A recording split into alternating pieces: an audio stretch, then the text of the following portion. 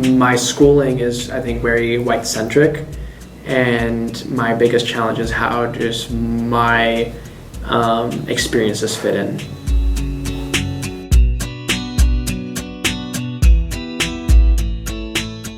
¿Sí, a las 12? A las 12 si te dejan venir. Sí, a las 12. Y a 12, 1, 2, pero va a ser muy carrería. Ok, está bien. ¿Está bien? Ajá. Ok. Entonces, sería el jueves a las 12. Ok. Perfecto, gracias, Mom. Ok, mi amor. Entonces yo voy buscando esta foto. Ok. Bye, Mom. Gracias. Bye. I love you. I love you too. Okay, Bye-bye. My name is Justin Basilio Salar Rosales. My dad is from Puerto Vallarta, Jalisco, that's in Mexico, and my mom is from El Salvador. My parents came here and they were alone, you know. They had a few people to rely on. They were kids, you know, coming to this country. They had to find a way to feel like they're at home, and I think what maybe they realized is to feel at home was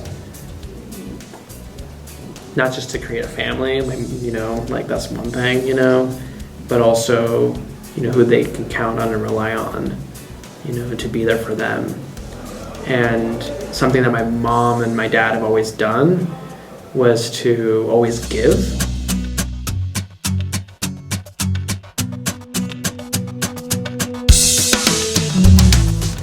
So my dad and my mom had to really adapt, you know, and rely on, you know, extended family and kind of trust in humanity to give to them.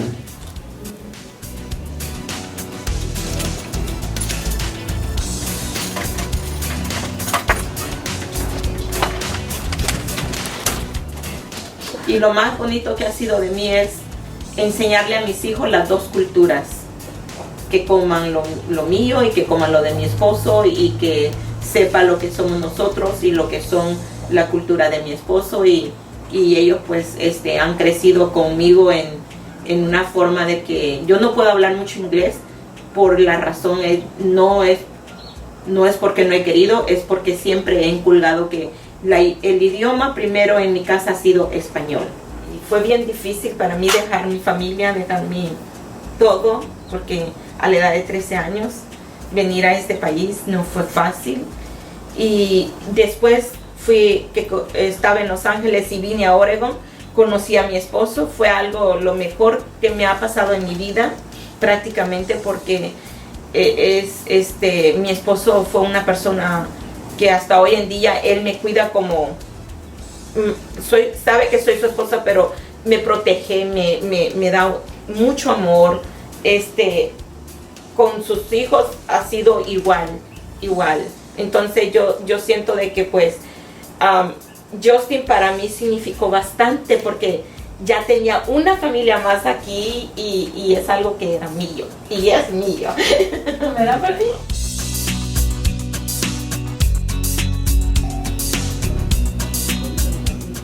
You know, I really admire about Justin that he's somebody who's been really independent since he was really little.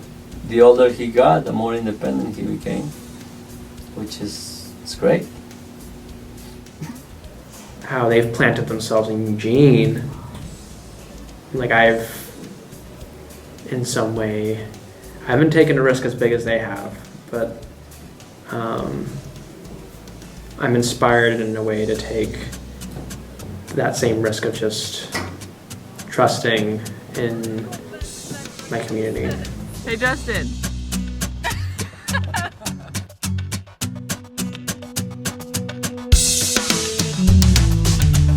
Currently, I spend most of my time at work and in school at the University of Oregon.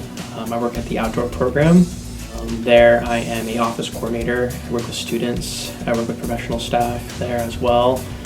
We just try to get students outside and enjoy the Oregon's natural wonders. I think what I like about school right now is the opportunity to work out in the community a lot more, and you get to practice valuable and practical skills that you don't really get to do unless you already have the trust. I mean, education comes in many forms. I'm learning, these structures of how public administration works, so then I can somehow speak that language and make those changes, or be a change agent in some ways.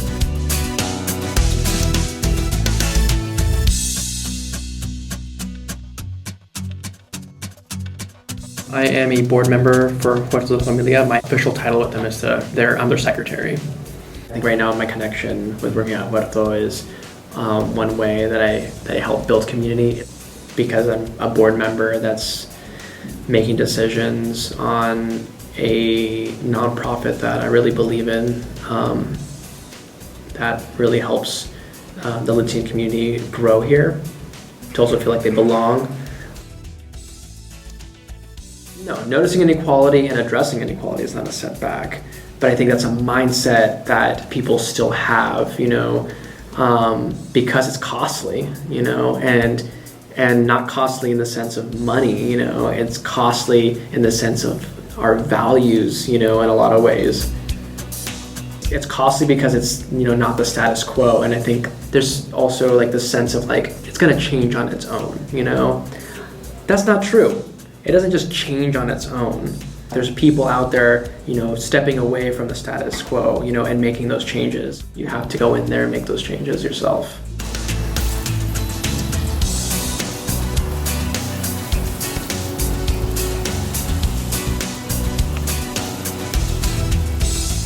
How do I tap into being a good public manager if I ever become one, I want to, provide in the sense of like the best interest for everyone, equally. And I think people are very confused about what equal and equity means in a lot of ways, and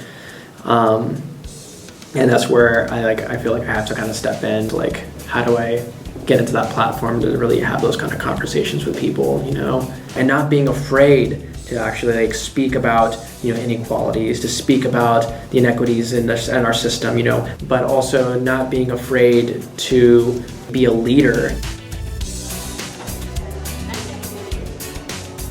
Because I think being a good public manager is not just, abiding by, the policies and the laws that are there, but is making the best decision, that's going to benefit everyone.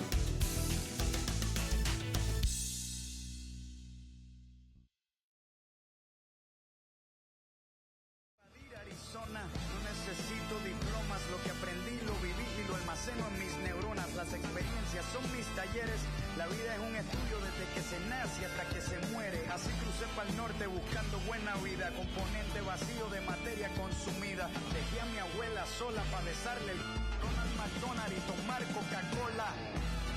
Todos somos ilegales.